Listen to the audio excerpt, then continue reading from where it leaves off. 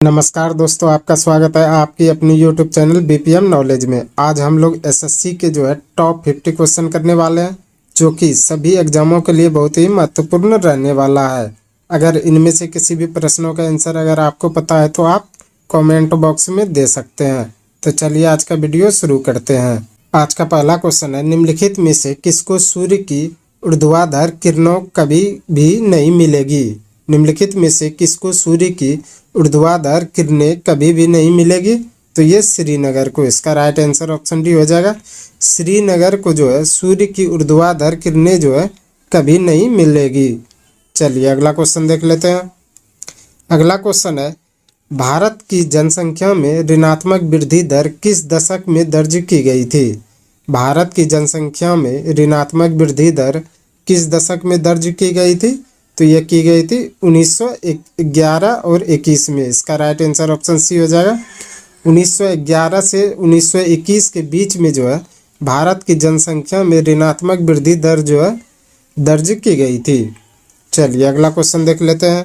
अगला क्वेश्चन है, निम्नलिखित में से कौन सा संसाधन अजैव और नवीकरणीय है? निम्नलिखित में से कौन सा संसाधन अजैव और नवीकरणीय है? तो यह जल, इसका राइट आंसर ऑप्शन बी हो जाएगा। जल यह अजैव और नवीकरणीय संसाधन है। चलिए अगला क्वेश्चन देख लेते हैं। अगला क्वेश्चन है, निम्नलिखित में से कौन सा नगर राष्ट्रीय राजधानी क्षेत्र में नहीं आता है? निम्नलिखित में से कौन सा नगर राष्ट्रीय राजधानी क्षेत्र में नहीं आता है? तो ये मथुरा नहीं आता है। इसका राइट आंसर ऑप्शन डी हो जाएगा। मथुरा यह राष्ट्रीय राजधानी क्षेत्र में नहीं आता है। चलिए अगला क्वेश्चन देख लेते हैं। अगला क्वेश्चन है, भारत की किस नदी को वृद्ध गंगा कहा जाता है? भारत की किस नदी को वृद्ध गंगा कहा जाता है? तो ये गोदावरी नदी को। इसका राइट आंसर ऑप्शन बी हो जाएगा। गोदावरी नदी को वृद्ध गंगा के नाम से जाना जाता है। चलिए अगला क्वेश्चन देख लेते हैं। अगला क्वेश्चन है, तंजानिया की राजधानी कहाँ है? तंजानिया की राजधानी कहाँ है? तो यह डोडोमा। इसका राइट आंसर ऑप्शन डी हो जाएगा। डोडोमा यह तंजानिया की राजधानी है। चलिए अगला क्वेश्चन देख लेते हैं। अगला क्वेश्चन है, अंडमान द्वीप समूह और निकोबार द्वीप समूह निम्नलिखित में से किसके द्वारा एक दूसरे से अलग किए गए हैं? अंडमान द्वीप समूह और निकोबार द्वीप समूह निम्नलिखित में से किसके द्वारा एक दूसरे से अलग किए गए हैं? तो यह 10 डिग्री चैनल के द्वारा। इसका राइट आंसर ऑप्शन ए हो जाएगा। 10 डिग्री चैनल के द्वारा अंडमान द्वीप और निकोबार द्वीप समूह को अलग किया गया है। चलिए अगला क्वेश्चन देख लेते हैं। अगला क्वेश्चन है, बोगोटा निम्नलिखित में से किस देश की राजधानी है? बोगोटा निम्नलिखित में से किस देश की राजधानी है? तो यह कोलंबिया की। इसका राइट आंसर ऑप्शन ए हो जाएगा। बोगोटा कोलंबिया की राजधानी है।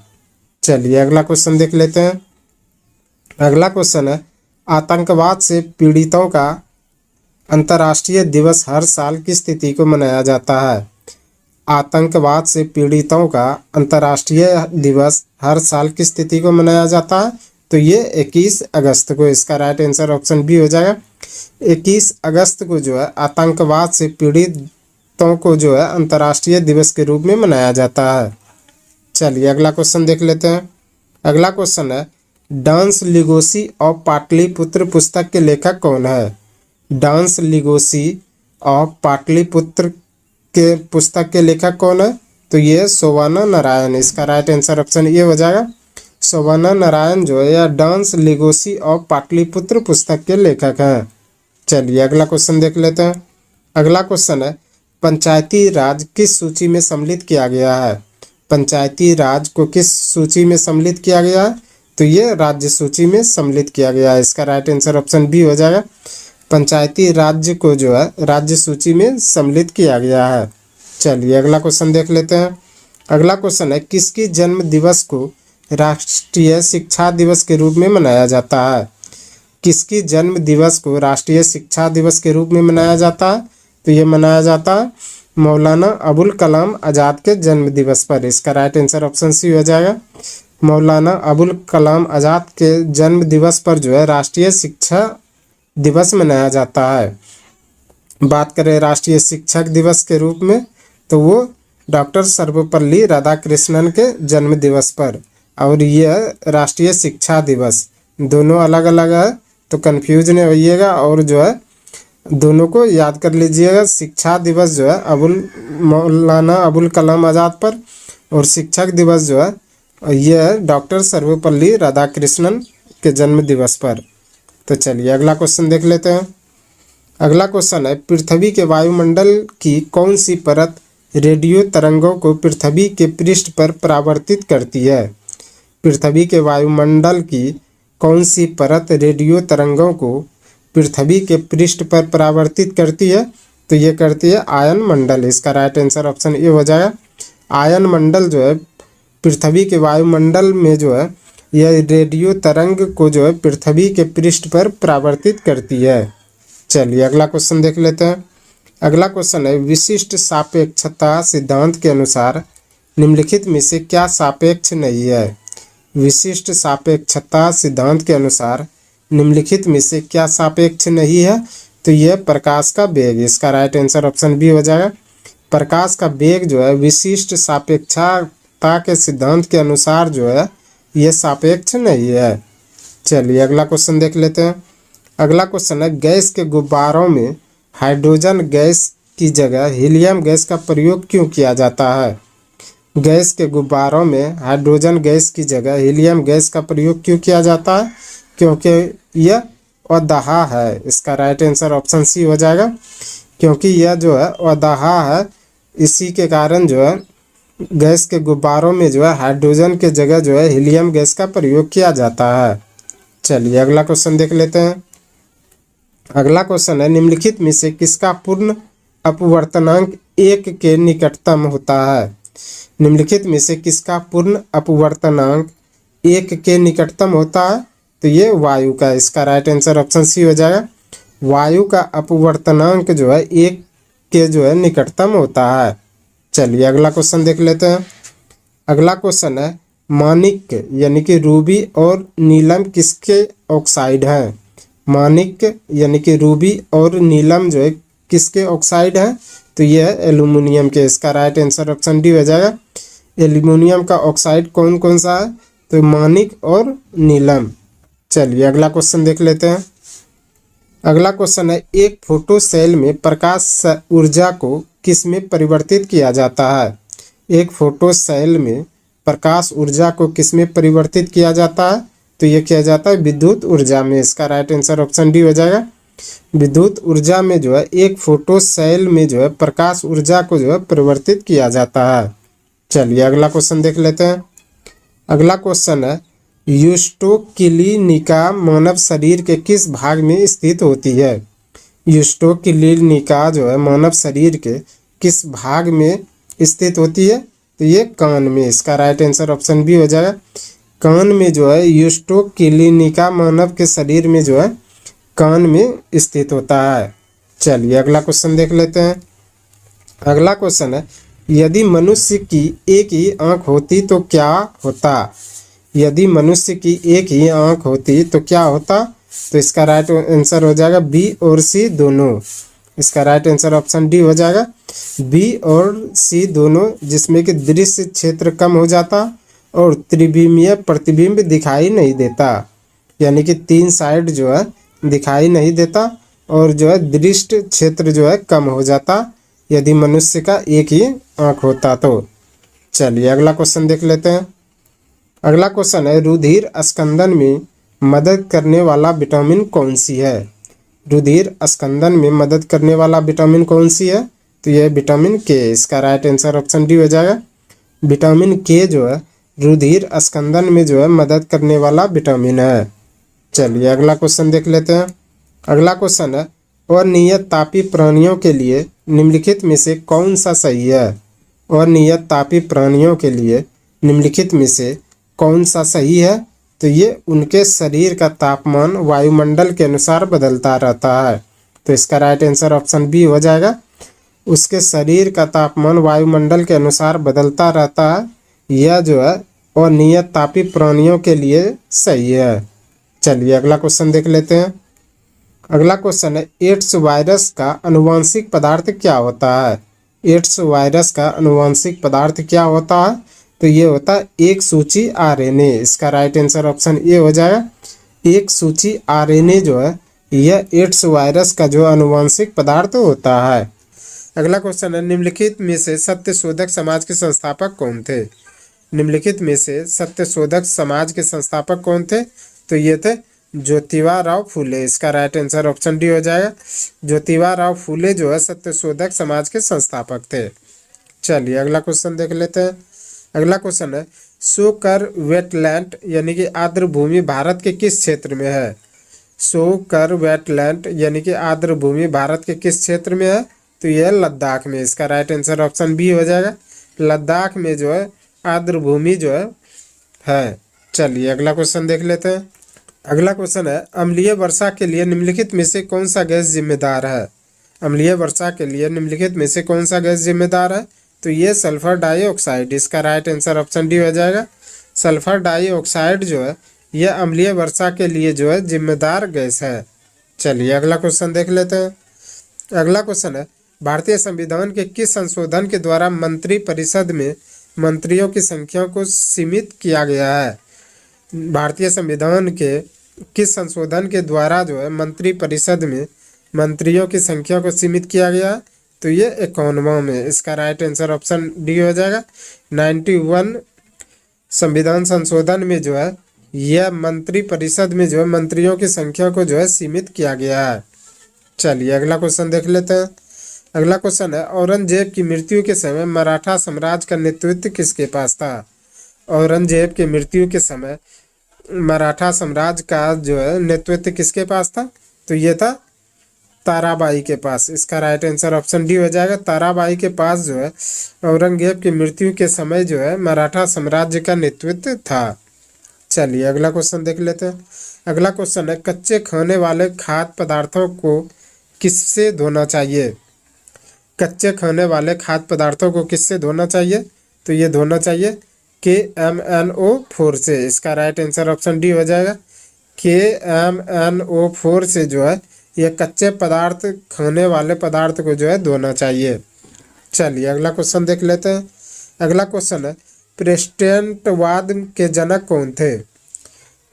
प्रोटेस्टेंटवाद के जनक कौन थे? तो ये थे मार्टिन लूथर। इसका राइट आंसर ऑप्शन ए हो जाएगा। मार्टिन लूथर जो है यह प्रोटेस्टेंटवाद के जनक थे। चलिए अगला क्वेश्चन देख लेते हैं। अगला क्वेश्चन है, खास श्रृंखलाओं के इंटरलॉकिंग पैटर्न को क्या कहा जाता है? खास श्रृंखलाओं के इंटरलॉकिंग पैटर्न को क्या कहा जाता है? तो ये खाद्य जल कहा जाता है। इसका राइट आंसर ऑप्शन सी हो जाएगा। खाद्य जल जो है खाद्य श्रृंखलाओं के इंटरलॉकिंग पैटर्न को जो है कहा जाता है। चलिए अगला क्वेश्चन देख लेते हैं। अगला क्वेश्चन है, रुधिर में पैदा होने वाले सूक्ष्म जीवों को फांस कर रुधिर निस्पंदन यानी कि फिल्टर के रूप में काम करता है। रुधिर में पैदा होने वाले सूक्ष्म जीवों को फांस कर जो है रुधिर निस्पंदन यानी कि फिल्टर के रूप में जो है कौन काम करता है? तो ये करता है प्लीहा। इसका राइट आंसर ऑप्शन सी हो जाएगा। प्लीहा जो है रुधिर में पैदा होने वाले सूक्ष्म जीवों को फांस कर जो है रुधिर निस्पंदक यानी कि फिल्टर का रूप में काम करता है। चलिए अगला क्वेश्चन देख लेते हैं। अगला क्वेश्चन है, विश्व का सबसे तेज धावक उसेन बोल्ट कौन सा देश का है? विश्व का सबसे तेज धावक उसेन बोल्ट कौन सा देश का? तो यह जमैका का। इसका राइट आंसर ऑप्शन सी हो जाएगा। जमैका का जो है विश्व का सबसे तेज धावक जो है उसेन बोल्ट है। चलिए अगला क्वेश्चन देख लेते हैं। अगला क्वेश्चन है, राष्ट्रीय खेल दिवस कब मनाया जाता है? राष्ट्रीय खेल दिवस कब मनाया जाता है?